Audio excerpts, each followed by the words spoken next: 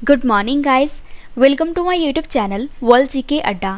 तो आज हम डिस्कस करेंगे 18 अगस्त 2022 के डेली करंट अफेयर्स।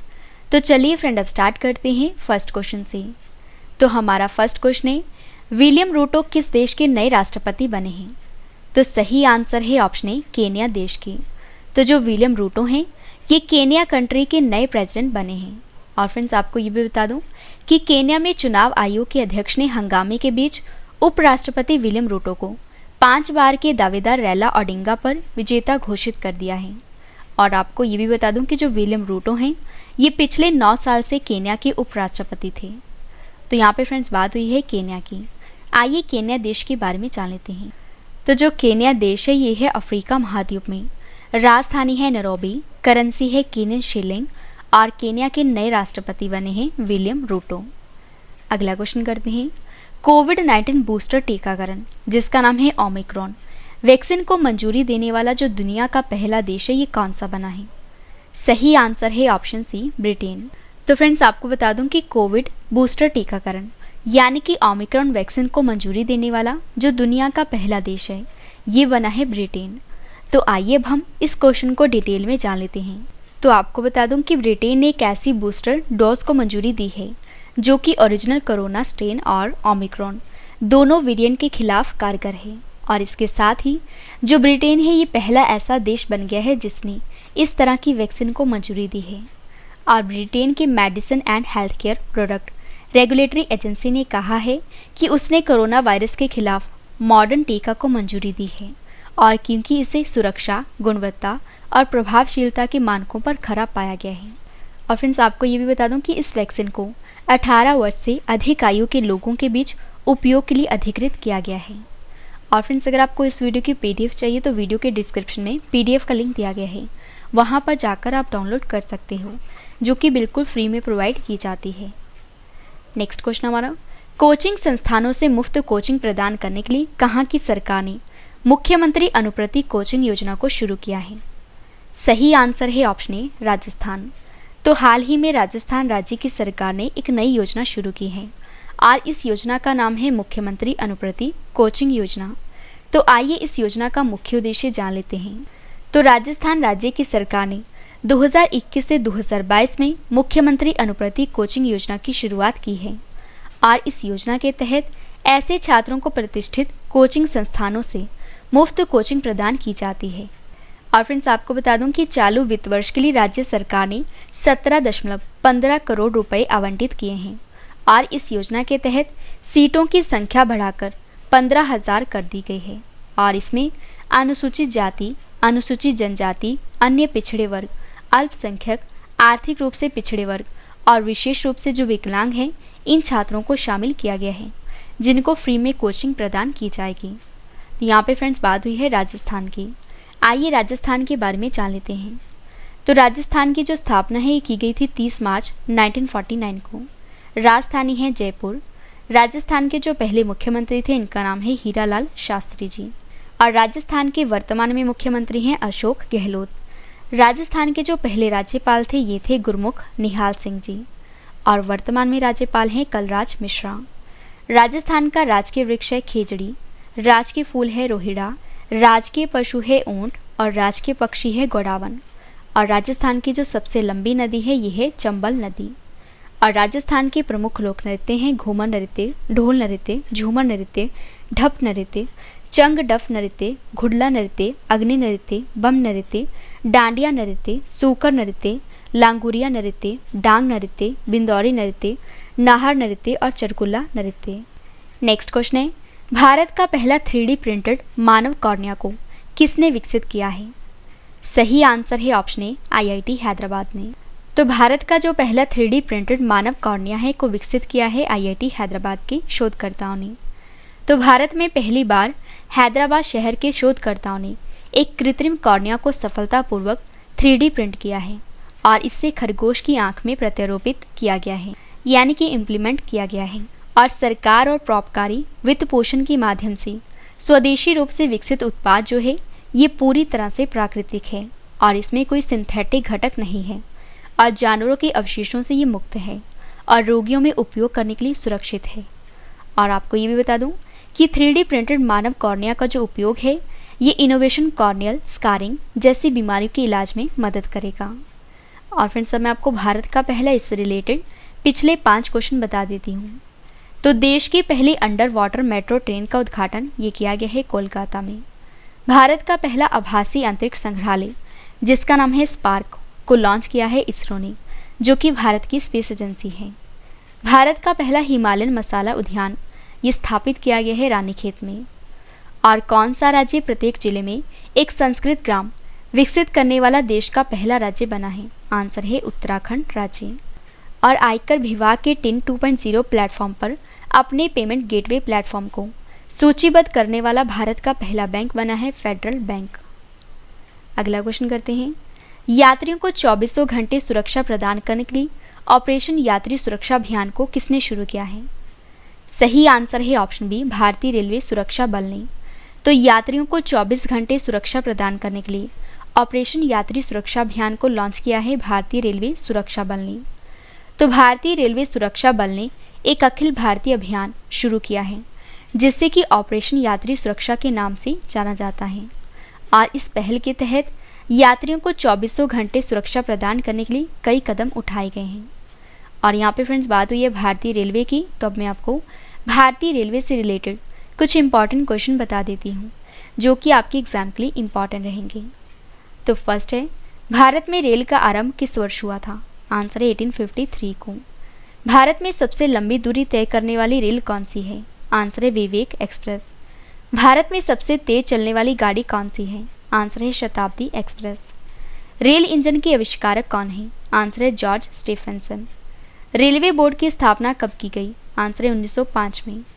भारत में पहली बार मेट्रो रेल सेवा किस नगर में शुरू की गई थी? आंसर है कोलकाता में। भारत में सबसे पहली ट्रेन कहाँ पर चली थी? आंसर है मुंबई में। भारत के दक्षिण के अंतिम बिंदु पर कौन सा रेलवे स्टेशन है? आंसर है कन्याकुमारी। और भारत की प्रथम रेलगाड़ी के द्वारा कितनी दूरी तय की गई? आंसर है 34 किलोमीटर। और भारत की किस राज्य में रेलवे लाइन नहीं है? आंसर है मेघालय राज्य में।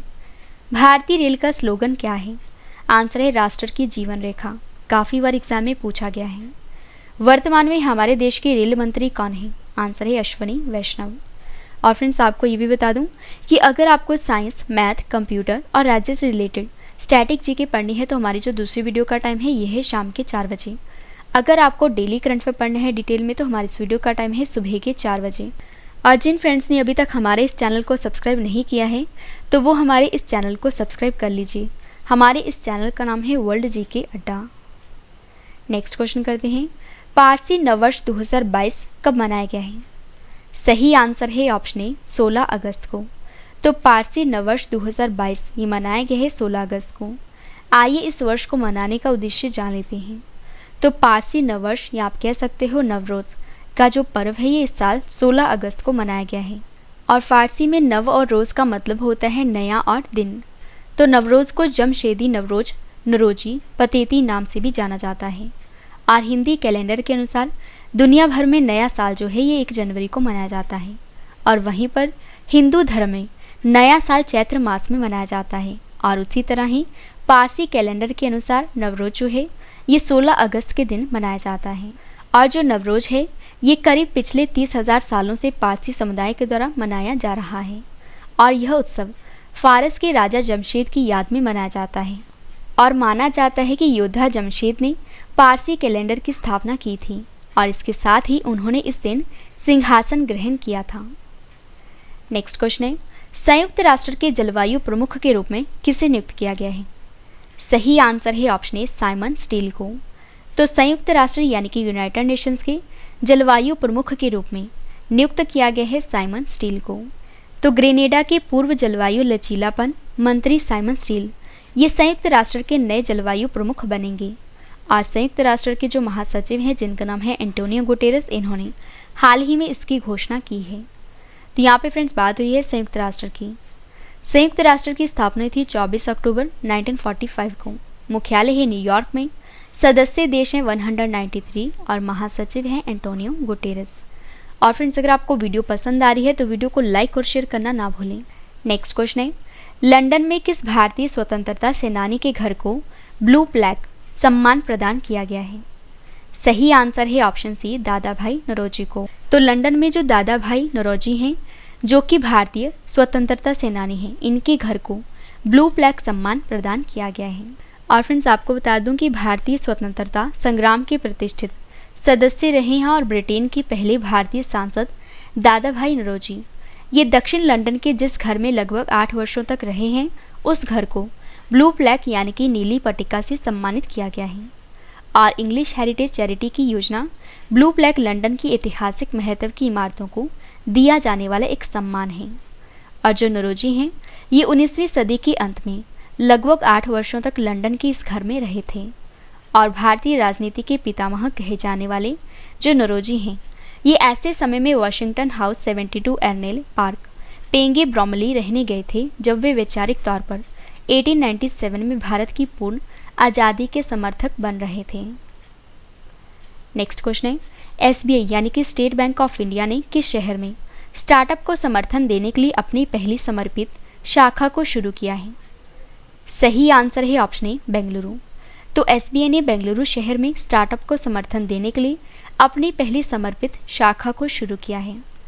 तो कर्नाटक डिजिटल इकोनॉमी मिशन और भारतीय स्टेट बैंक ने एक समझौता ज्ञापन पर हस्ताक्षर किए हैं, जो कि फ्रेंड्स SBI को कोरमंगला में स्टार्टअप के लिए देश की पहली समर्पित शाखा खोलने में सक्षम बनाएगा। नेक्स्ट और लास्ट क्वेश्चन करें इस वीडियो का, अंतर्राष्ट्रीय सुरक्षा पर सम्मेलन के पूर्ण सत्र 2022 को किस भारतीय राजनेता ने वर्चुअली संबोधित किया है? सही आंसर है ऑप्शन बी, राजनाथ सिंह ने। तो अंतर्राष्ट्रीय सुरक्षा पर सम्मेलन के पूर्ण सत्र 2022 को जो राजनाथ सिंह हैं, इन्होंने वर्चुअली यानी कि ऑनलाइन संबोधित किया है। तो राजनाथ सिंह ने अंतर्राष्ट्रीय सुरक्षा पर 2022 पर मास्को सम्मेलन के पूर्ण सत्र को संबोधित किया है। और राजनाथ सिंह ने अंतर्राष्ट्रीय सुरक्षा 2022 पर मास्को सम्मेलन के पूर्ण सत्र को संबोधित किया है। और केंद्रीय रक्षा मंत्री हैं राजनाथ सिंह, इन्होंने अंतर्राष्ट्रीय सुरक्षा 2022 पर मास्को सम्मेलन के पूर्ण सत्र को संबोधित करके कहा है कि जो भारत है, ये अपनी स्थापना के समय से ही संयुक्त राष्ट्र शांति स्थापना में अग्रणी रहा है। तो फ्रेंड्स, मैंने आपको जो 18 अगस्त 2022 के करंट अफेयर्स ही आपको करवा दिए, और अब मैं आपको कल वाले करंट अफेयर यानी कि जो 17 अगस्त 2022 के करंट अफेयर्स ही आपको करवा देती हूँ। तो फर्स्ट है, दुनिया के सबसे ऊंचे रेलवे ब्रिज जिसका नाम है चिनाब ब्रिज का निर्माण कहाँ पर किया गया है? आंसर है जम्मू कश्मीर में। सभी महिलाओं के लिए मुफ्त सैनिटरी उत्पाद प्रदान करने वाला विश्व का पहला देश कौन सा बना है? आंसर है Scotland. Indian film festival of Melbourne award 2022 में best actor of the year के अवार्ड से किससे सम्मानित किया गया है? आंसर है रणवीर सिंह को।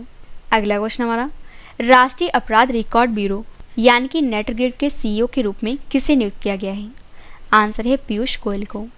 भारतीय रिजर्व बैंक के केंद्रीय बोर्ड में स्वतंत्र निदेशक के रूप में किसे नियुक्त किया गया है? आंसर है एस गुरुमूर्ति, सतीश के मराठे, रेवती अय्यर और सचिन चतुर्वेदी को।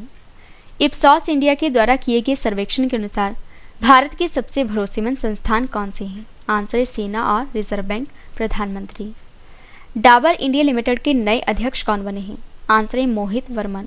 अगला क्वेश्चन हमारा, किस राज्य की सरकार ने एक विधायक एक पेंशन योजना को लागू किया है? आंसर है पंजाब। किस क्रिकेटर को पाकिस्तान के तीसरे सर्वोच्च नागरिक सम्मान जिसका नाम है सितारा ए इम्तियाज 2022 से सम्मानित किया जाएगा? आंसर है बाबर आजम को। लास्ट क्वेश्चन है रिवीजन का, अंतर्राष्ट्रीय समुद्री भोजन शो 2023 की मेजबानी कौन सा भारतीय शहर करेगा? आंसर है कोलकाता। तो फ्रेंड्स, मैंने आपको कल वाले करंट अफेयर्स का रिवीजन भी करवा दिया। फ्रेंड्स, वीडियो पसंद आए तो वीडियो को लाइक और शेयर करना ना भूलें। तो आज के लिए बस इतना ही। अब हम मिलते हैं नेक्स्ट वीडियो में। तब तक के लिए जय हिंद, जय भारत।